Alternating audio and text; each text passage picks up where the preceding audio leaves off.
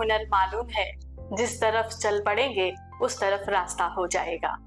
इन पंक्तियों के साथ मैं शालिनी सिंह नेशन व्यू 24 में स्वागत कर रही हूँ हमारे अतिथि श्री प्रदीप सरकार का।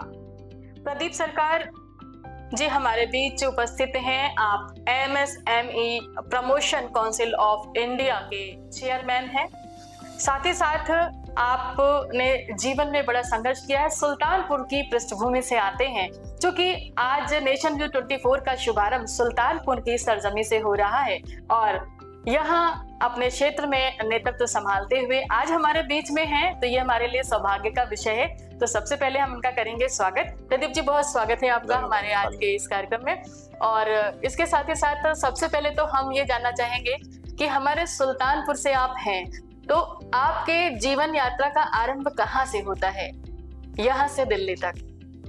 ये हम लोग की तो शिक्षा दीक्षा प्राइमरी से स्टार्ट हुई और यही केनाई से ग्रेजुएशन रहा। और एक मध्यम परिवार किसान के हम लोग की परिवार से बिलोंग करते हैं। उस समय पापी पेट का सवाल है, रोजी रोटी का रहा जी। कुछ दिन सुल्तानपुर में नौकरी की तलाश में भटके, फिर लखनऊ में मेरी पहली नौकरी 4500 रुपए की नौकरी लगी जी। और बिग बाजार एक हुआ करता था सहारा में। अगर आप लखनऊ से बिलोंग है तो बिग बाजार को जानती है। बड़ा संघर्ष रहा, वहीं से चलता फिरता इसे भटकता हुआ या बालक फिर रियल एस्टेट में कुछ लोगों ने लाया। आज रियल एस्टेट में भी हमने काम किया। सामाजिक समरसता और समाज में क्योंकि संघर्षों के जीवन में तमाम अच्छाइयाँ बुराइयों को देखा गया, तो ये लगा कि कुछ अगर आपको मौका ईश्वर ने दिया है। आज दिल्ली में बैठा हूँ हंस भवन में जी। भारत सरकार की एफिलिएटेड संस्था है और नीति आयोग से रेफरेंस, तो उसमें एज ए चेयरमैन की भूमिका में काम कर रहे हैं। 30 प्रदेश लगभग 708 जिलों में हम लोग चलते हैं।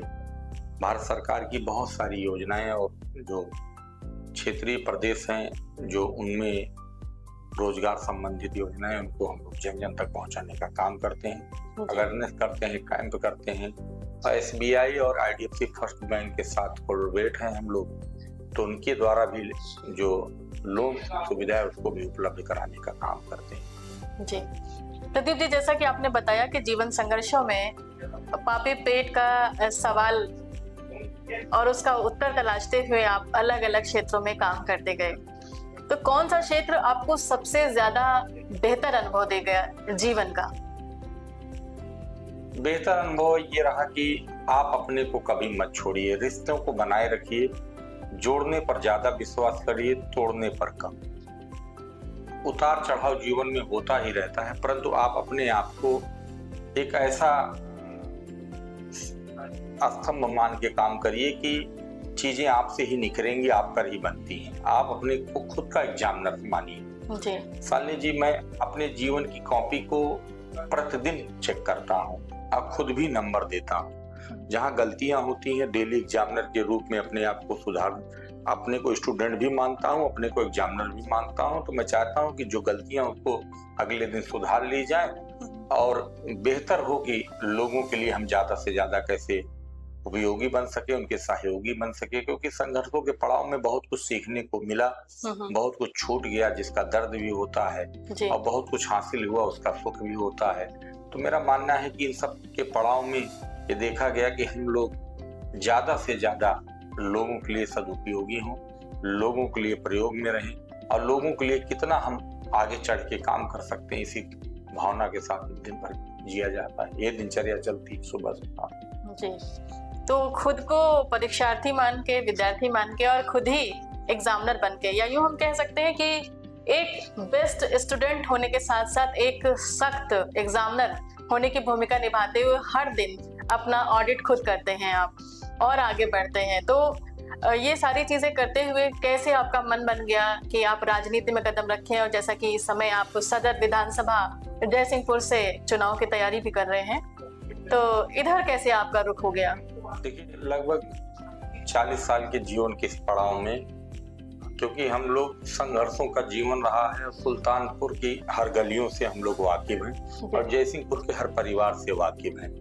मैंने देखा है शालिनी जी, ये मेरी व्यक्तिगत पीड़ा है कि जब मैं अन्य प्रदेशों में मैं जाता हूँ तो देखता हूँ कि यहाँ का मेरा साथी, मेरा भाई, मुझसे जूनियर, मुझसे सीनियर, तमाम परिवार पलायन होकर और वहां जाके अपनी दिनचर्या को जी रहे हैं, अपनी एबिलिटी को बेच रहे हैं। फॉर एग्जाम्पल, अगर वहां कोई जाके कारपेंटर बनता है तो कारपेंटर वहां जाके कारपेंटर बनता, किसी सेठ के यहाँ काम करता है, तो अगर वो 10,000 का बेड उसमें लागत आती है तो वो बेड 1 लाख में बिकता है। इसका मतलब उसने अपनी एबिलिटी उसकी 1 लाख की थी, बस उसके पास कहीं ना कहीं आर्थिक अभाव रहा संघर्षों के जीवन में, इसलिए उसको अपने बूढ़े माँ बाप से लेकर, बच्चों से लेकर, परिवार को छोड़कर अन्य प्रदेशों में पलायन होने के लिए मजबूर होना पड़ा। मैं भी उसी परिपाटी में जिया हूँ। तो मेरा मानना है कि अगर आर्थिक ही और अवेयरनेस हो जाए उसकी, तो ऐसी स्किल जो है अपने क्षेत्र में डेवलप होगी, और अपने क्षेत्र में डेवलप होगी तो तमाम परिवारों में रोजगार सृजित होगा, और रोजगार सृजित होगा तो बहुत से परिवारों को अपने बूढ़े माँ बाप से लेकर जो भी जच्चा बच्चा है उनको छोड़कर बाहर नहीं जाना पड़ेगा। इसी उम्मीद के साथ हम लोगों ने एक कैंपेन चला रखा है जयसिंहपुर परिवार को एक करने का। और दूसरा विषय ये है कि अगर पंजाब, हरियाणा, राजस्थान, मध्य प्रदेश, महाराष्ट्र में इंडस्ट्री लग सकती है तो क्या जयसिंहपुर में, सुल्तानपुर में नहीं लग सकती? बिल्कुल। क्या यहाँ उस माटी, कौन सी ऐसी वहाँ मिट्टी है? क्योंकि मैं 30 प्रदेश को देखता हूँ शालिनी जी, और 708 जिले हैं मेरे पास, तो मैं बहुत माइक्रो लेवल पे इस पे अध्ययन किया।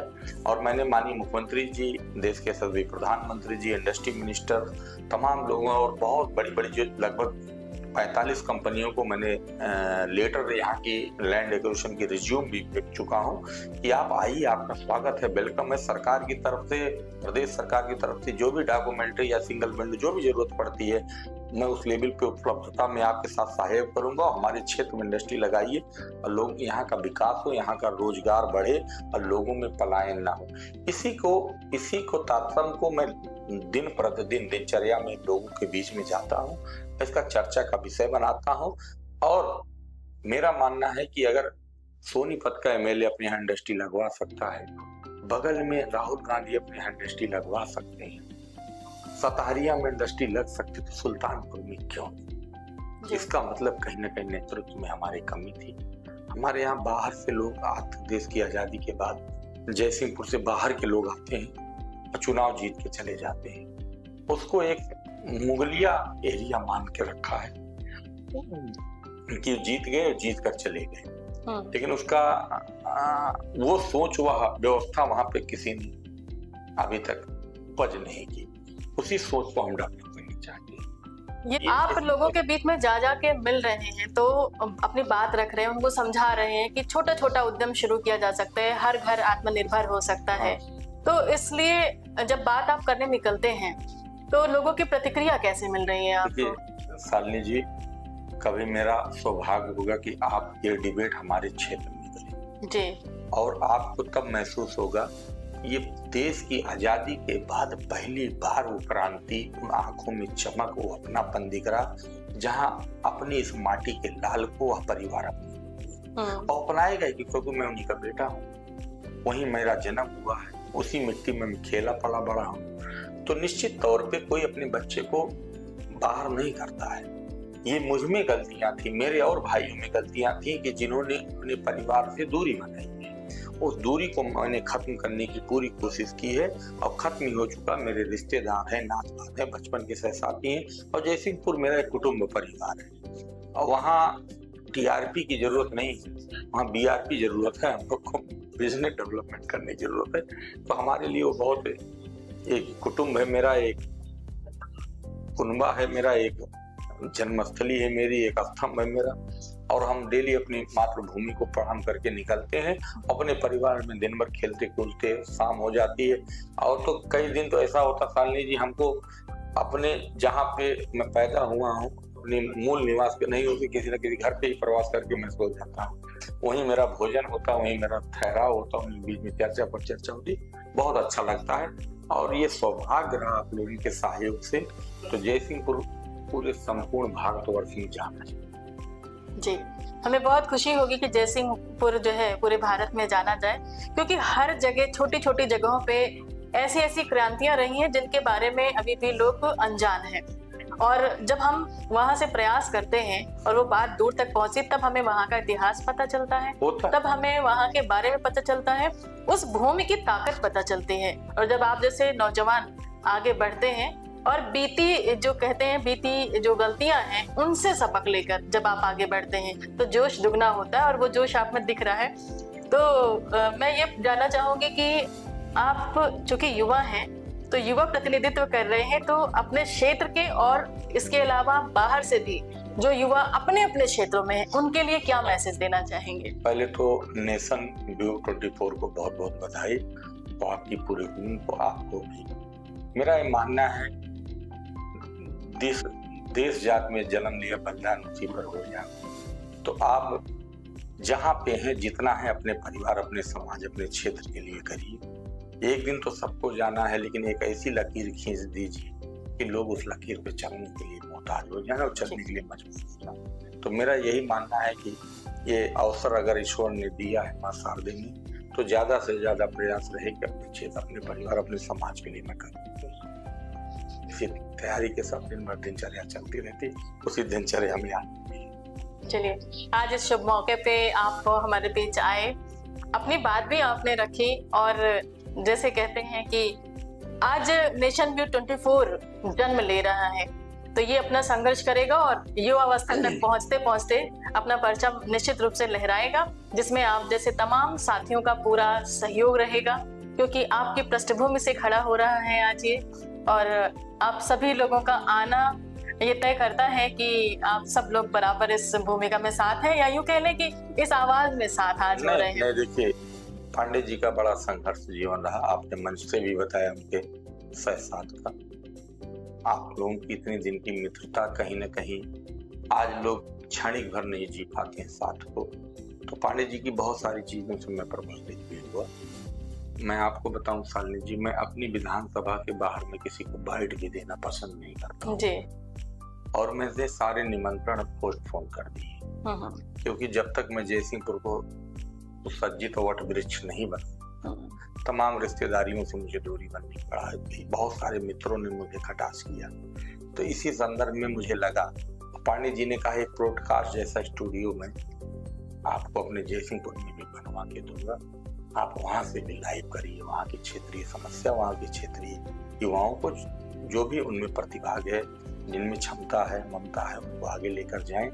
और बहुत अच्छा लगेगा जब आप जैसे क्रिएटिव, जिनके पास इतना बड़ा अनुभव है और समाज को देने के लिए आप लोग करेंगे। यही परिवर्तन है, और संकल्प में विकल्प नहीं होता है, क्योंकि आप लोगों ने इतना अच्छा किया है, तो जहां जरूरत पड़ेगी हम लोग को सहयोग। बहुत बहुत धन्यवाद। दोस्तों, हम ये कहना चाहेंगे कि किसी भी पौधे को जब हम लगाते हैं तो उसे सींचना पड़ता है तब तक जब तक इसकी जड़ें मजबूत ना हो। और हमारे प्रदीप सरकार जैसे युवा साथी जब अपने क्षेत्र की जड़ों को मजबूत करने के लिए लामबंद होते हैं, अपनी आवाज को ऊंचा करने की कोशिश करते हैं, तो ये वो मोमेंट होता है जो आवाज दूर तक पहुंचाता है। और यही सही जरूरत है और वक्त की मांग भी। तो इसी के साथ मैं शालिनी इस पॉडकास्ट में आपसे विराम लेती हूँ। फिर मिलती हूँ अगले पॉडकास्ट में।